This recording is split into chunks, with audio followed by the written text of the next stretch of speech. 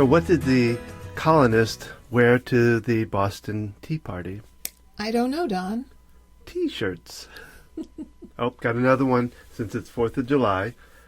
What works on 4th of July? I don't know, Don. What works on the 4th of July? Fireworks. It's Tuesday Tips with Gina and Don with Focused Healthy Family. and happy 4th of July. And today we're talking about freedom. So freedom defined is the power or right to act, speak, or think as one wants without hindrance or restraint. And my question is, what does that mean when it comes to parenting? Well, my thought is that it could be freedom on how you parent. So you're free of parenting the way your parents did, or somebody tells you to. Expectations, yes. And what comes to mind when talking about freedom and parenting is our great friend Ray Gray described to us how he gives his children the opportunity to give him a report card, so to speak. I believe it was once a week. They'd sit down, maybe at dinner, and for that time period, those kids were given the right to speak freely and let their parents know, okay, what am I doing right? What am I doing wrong? And like a report card. Yeah. Giving them the freedom to use colorful language and letting it be okay in that space without worrying about punishment. Well, in a way, we've kind of done that too in giving our children the freedom to question. Yes, that's a big one. Well, and I think that comes with, and thinking about it is critical thinking. Giving children the freedom to be able to question, doubt, wonder about something. And like I said, it's always been a little tough for us because they question, and we didn't get a chance to do that as kids ourselves, but allowing them to do it, it allows them to make decisions on their own too. And giving them that freedom in the safe space of your home, around their family. Questioning, it's an important part of life.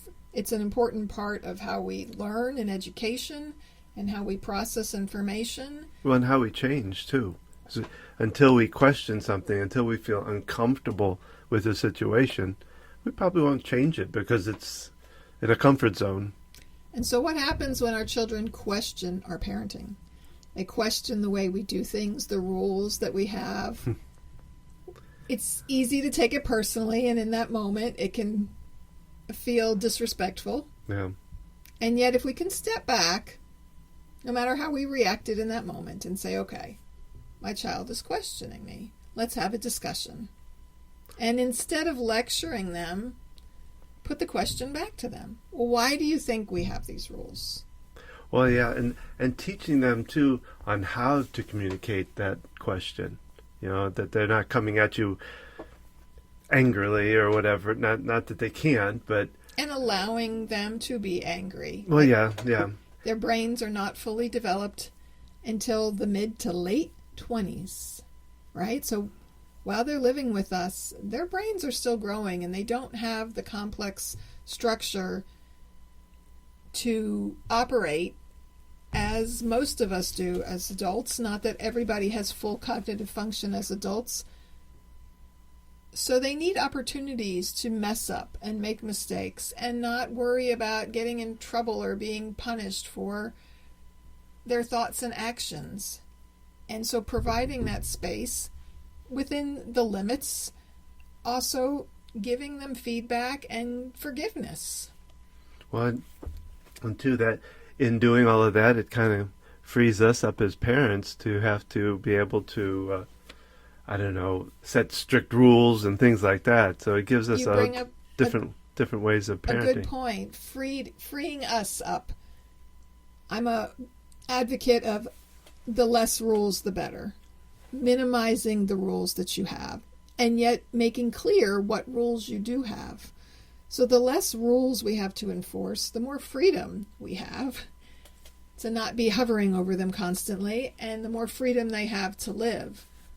So thinking about young kids, I tell parents, save no for dangerous situations. If you are constantly telling them no, there's going to be some resistance. And then when they run out into the street and a car's coming, it's not going to have as much meaning. Yeah.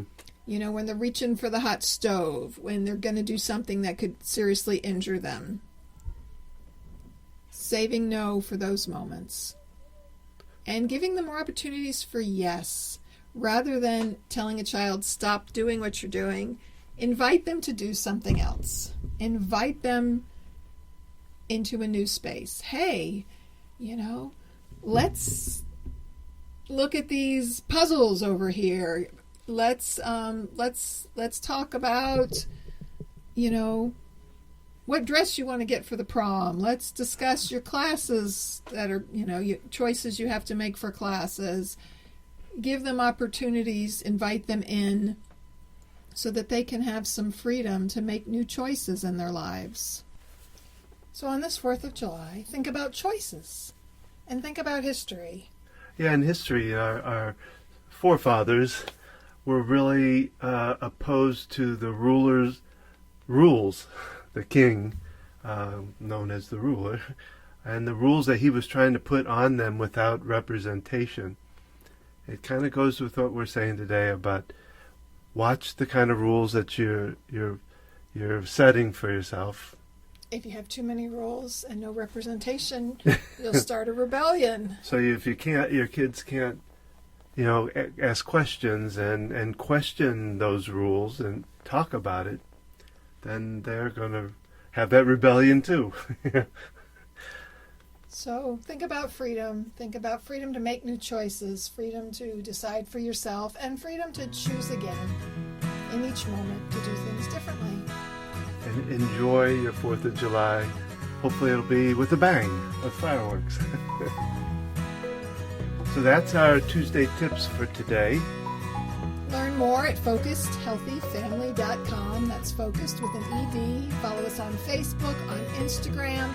And remember, how you speak to your children today shapes their future and yours.